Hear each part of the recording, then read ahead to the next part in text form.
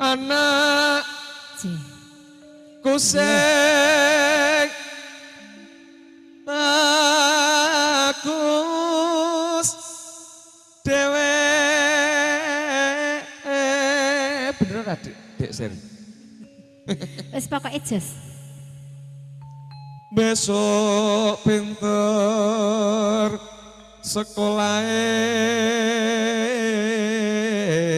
Mbak Pur Pak Rojien niku napa nggih saking Jawa? Saking Jawi, Mas. Oh, berarti awake nyanyi ngeten nggih panjenengane perso.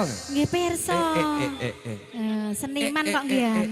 Mengke lak nggih nyanyi niku. Wes pokoke. Oh, penggerong. Pak De malah wis apa? Aji. Yen wis, blangkone langsung dinggo, ngetokne senine terus blangkone dinggo. Neng kok blangkone anyar kono karo nggon aku. Ijol apa piye sampean? Aku malah dadi don ya aku. Yen wis bisa nyambut gawe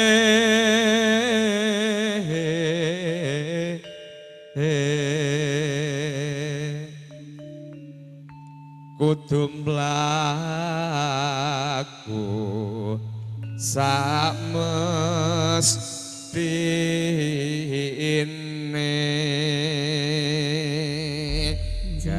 Aku tak mimik aku asik gandeng aku mang bareng Daud kok sawah babas rene. Tak mimik aku wae tak becek. Iya. Kalau Mas.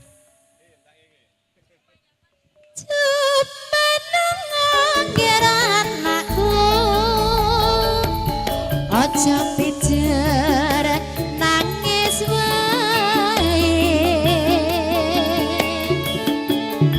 anakku sing bagus dhewe besok pinter sekolah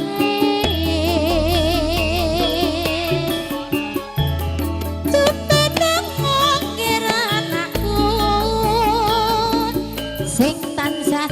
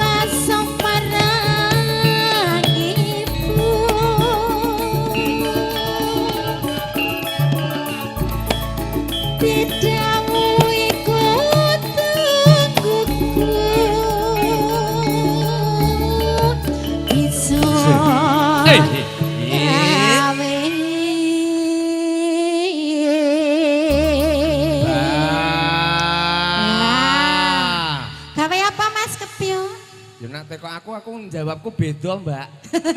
Lah damel napa? Gawe boneka-bonekaan.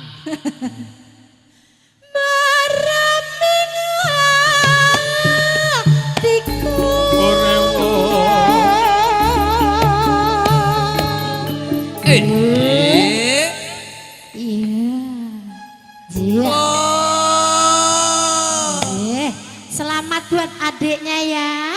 Semoga menjadi anak yang soleh, berbakti kepada kedua orang tua. Amin.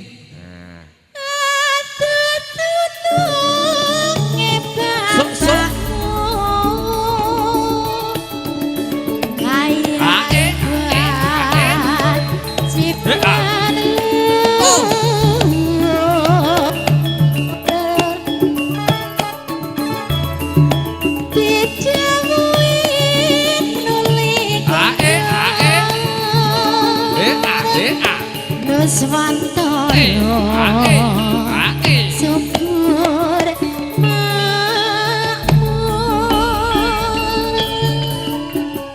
Ya masih buat para tamu undangan, selamat menikmati hidangan. Juga buat ibu dan bapak sahibul hajat.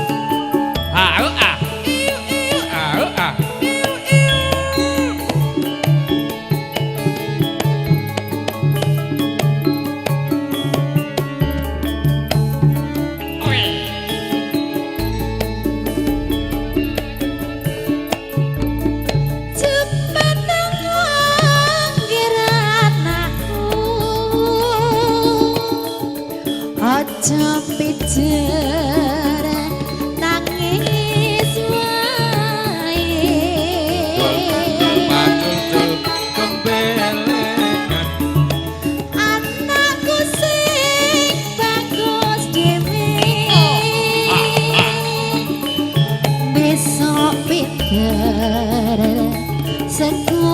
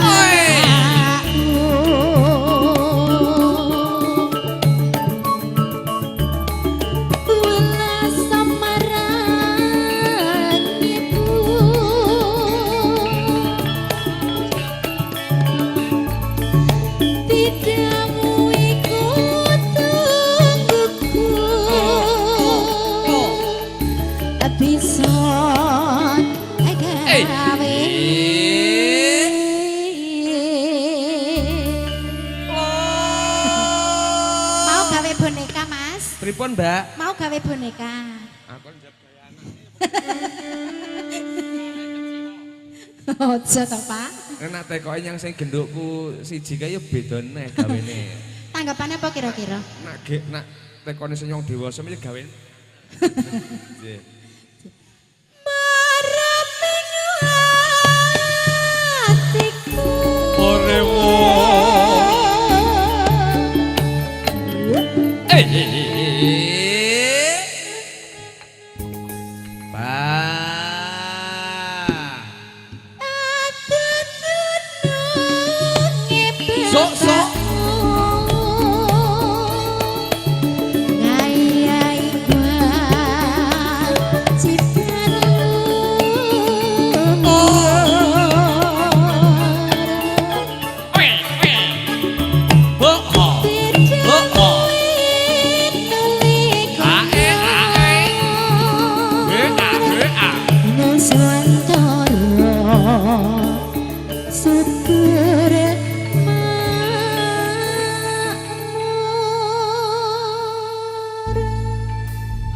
Nggih.